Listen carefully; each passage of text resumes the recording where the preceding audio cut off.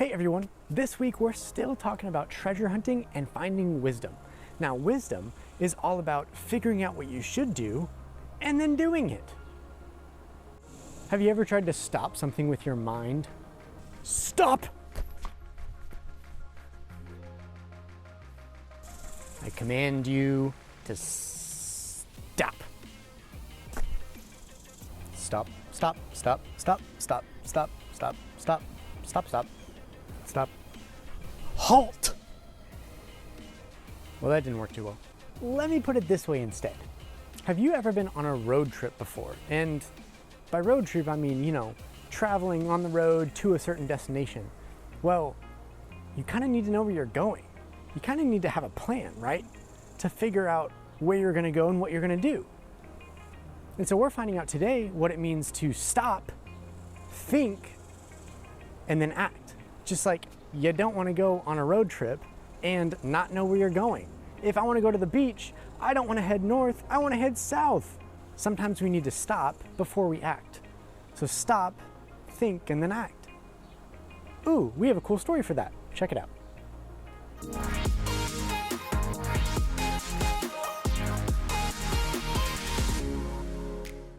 When Solomon became king as a young man, he asked God for one thing: wisdom.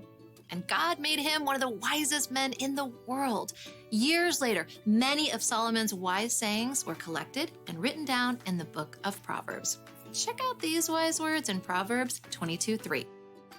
Wise people see danger and go to a safe place, but childish people keep going and suffer for it.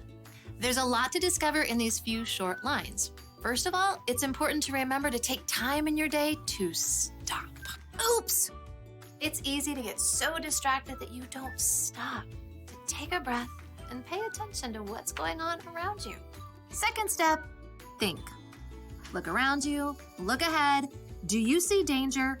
Ask yourself, if I keep doing what I'm doing, what's going to happen? If I say the first thing that pops into my head and talk back to my mom, well, that might just lead to a week of no screen time.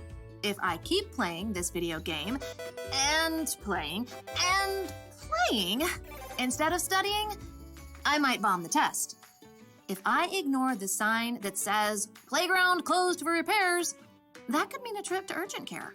God doesn't tell us the future, but he has given us the common sense to think through what is most likely to happen right now based on what's going on around us. Oh, which brings us to our third step: act.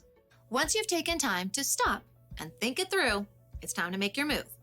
Maybe you realize the safe place in this case is to hold your tongue and say, "Yes, ma'am." Maybe your safe place is setting a timer for only 5 more minutes of game time before you study.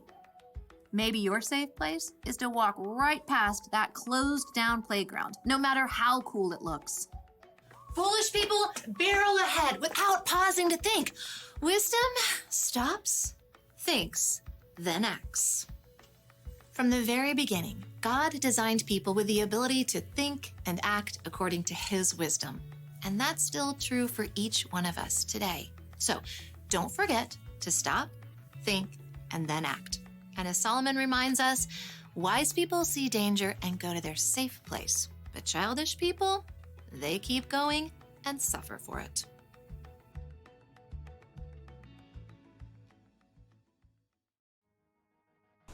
Listen to what the wise King Solomon wrote.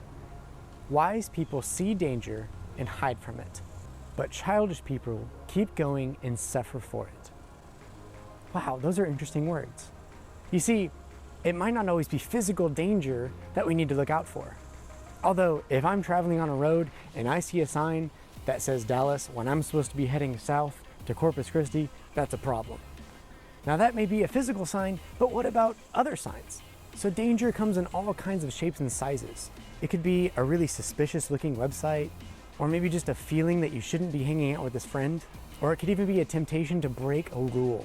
No matter what the warning sign is, physical or mental, you gotta be careful and stop, think, and then act. And that's our big bottom line for today. Think before you act. Well, everyone, that's all for this week. I will catch you guys later. For now, I'll be working on my mind tricks. Stop. Hey, it worked.